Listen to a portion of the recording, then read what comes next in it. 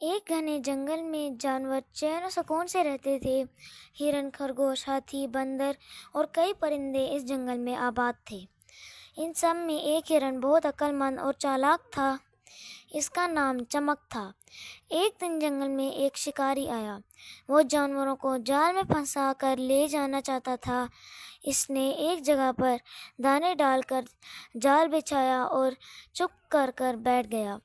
کچھ دیر بعد جنگل کے چند پرندے وہاں آئے اور دانا کھانے لگے اور فوراً جال میں پھنس گئے۔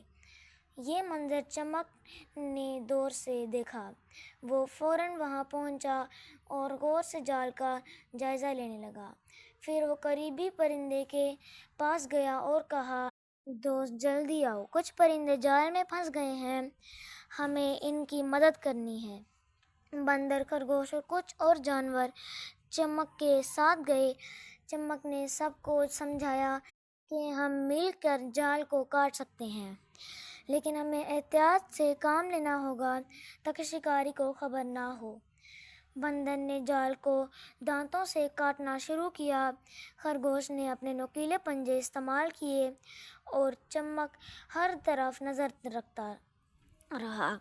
تھوڑی ہی دیر میں جال کٹ گیا اور تمام پرندے آزاد ہو گئے۔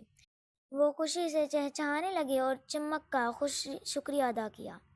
شکاری جب واپس آیا تو جال خالی دیکھ کر حیران رہ گیا۔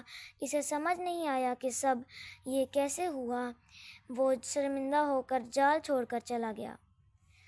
اکٹھے ہو کر عقل اور اتحاد سے بڑی بڑی مشکل کو بھی آسان بنایا جا سکتا ہے۔ پیارے دوستو، آج کے لیے اتنے ہی۔ ملتے ہیں آپ سے نیکسٹ ویڈیو میں، تب تک کے لیے اللہ حافظ۔